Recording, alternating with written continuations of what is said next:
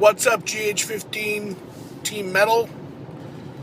We are on the way, excuse me, on the way en route to Twin Rivers Casino in Rhode Island to see the Rhode Island, whatever they call it, NPC show.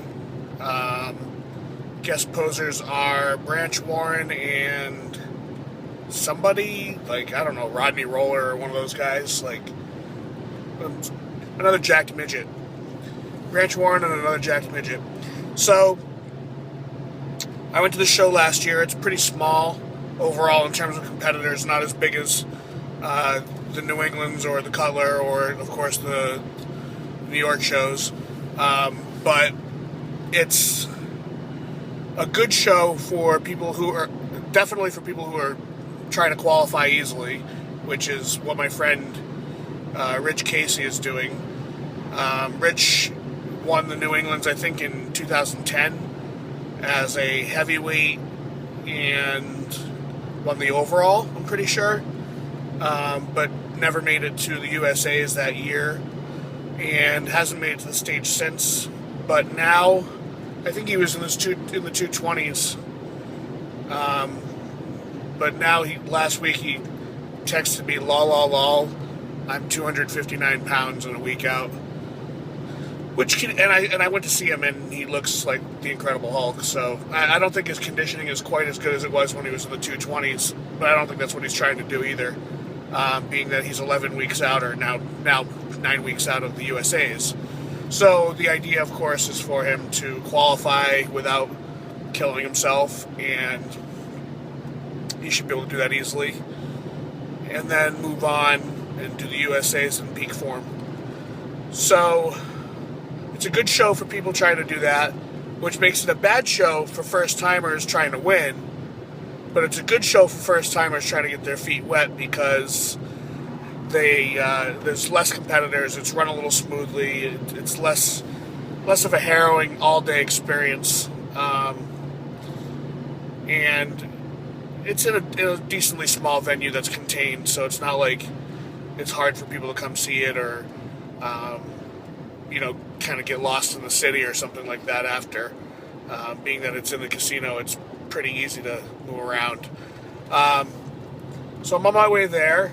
I'm going to try to get some interviews, but I'm not sure if I'm going to be able to talk to some people on an iPhone interview. And some people may have some sponsorship issues with interviews as well, where I have to get clearance. Because some IFBB pros that'll be there that I've spoken to, and they've agreed to be interviewed, but they're not sure if they have to do it on paper or if they can do it in a video where the video can be placed, etc., because of their sponsorships has to be cleared. So we'll see what we get. I'll do my best to get whatever I can. And if they don't allow me to take the videos, then I'm going to do some sort of a Skype or FaceTime video that I can post later on YouTube. What else? This week has been decently busy for Team Metal. It's been very busy, a lot of new signups. I've made it really clear that I only want to have very serious people on board now. Any coach will tell you that it's tough to vet people. Everybody's very excited at the beginning, but it gets really strange when, somebody sends you 3 months payment or something, which is, I generally require 2 to 3 months payment up front just because I don't want somebody to flake out a month and take a bunch of information. And the way I do business, there's a lot of interaction with the whole team. So, there's a lot of value right up front just by joining. So I do require a few months. And there's I'm not going to say a lot of people, but there's a number of them that will sign up, send you money, hang around for a week or two, and they just kind of disappear. And you're like, what's going on? Oh, yeah, I got busy, this and that. And it's like, you sent me an email that you were really tight on money. Why'd you even sign up? Like, why are you sending me money and then not sending me updates, not following any of the protocol, not ready to do any of this stuff? Like, do you just send money to people, like, just for fun?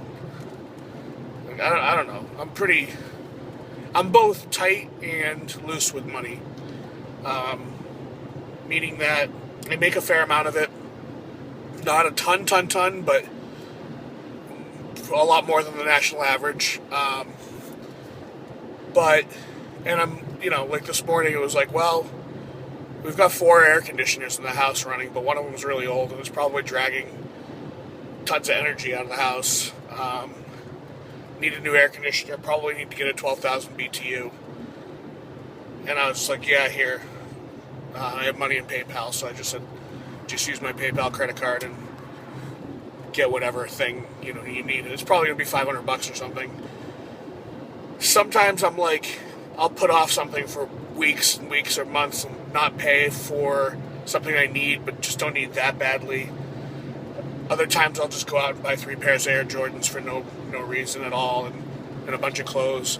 Or if I go to the children's clothing store, I'll buy $90 worth of just cute shit for my son that he grows out of in minutes. And I eat out a lot where I could very easily get a $6 meal, but I'll grab a $22 ribeye or whatever, a filet or whatever they have, surf and turf or hibachi or sushi. Spend a lot of money on stuff like that I could easily, have a very healthy meal that fits my requirements for much cheaper, but I indulge pretty often and stuff like that. But then I won't go shopping for, like I haven't got a new sports jacket in years because I just don't wear them that much anymore. But like I love to wear them. I would wear them more if I bought them, but I used to buy I spent all sorts of money on work clothes, but now it's just like, I show up in a Lacoste polo and chinos and it works. They sign the order anyway, so what's the difference, I'll just spend $80 on a nice Lacoste shirt and instead of $1,000 on a sports jacket, or I'll get 10 Lacoste shirts or whatever, a pair of nice loafers, whatever. Have a nice, laptop and carry bag, or it still admits the idea of success pretty much the same way. In fact, maybe even more. Like this guy doesn't even need to dress up. I'm rambling. I'm going to continue to ramble and post that stuff because I think that I'd like to see other people talk about their lives as much as I would just straight bodybuilding. So that's kind of interesting to me. What else? This week I'm trying to get out of this car that I'm in. I have a 2010 BMW X3. It's my 4th X3 that I've had. And they're good cars. They're really good cars. But this last one I purchased instead of leased because the last one I had before this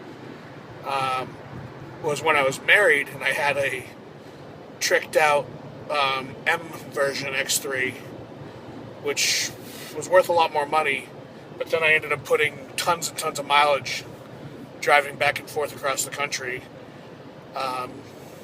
for, when I moved to Colorado and back. So I ended up having $7,000 or $8,000 in overage mileage at the end of the lease. And BMW did me a solid, got me into the new one that I'm in now. This is a couple years ago now. And they buried the payment into a balloon payment at the end of this one, and kind of ate some of it up in the payment of this one. I told them how much I wanted to pay a month. So I pay like a little over $600. I think it's $620, $630 a month, which includes all sorts of fees and shit that I incurred. So I basically got a car with full warranty for the same payment I was a month, and then, I had a 60-month note, and then a balloon payment at the end. Which is the reason I've already put 70,000 miles on this car, and I've had it for 2.5, 3 years. And I want to get out from under it, and I want to pay that balloon payment off without adding to my payment. So what I'm going to do is I'm going to get I think I'm going to go next week and check it out, a Honda Accord Sport.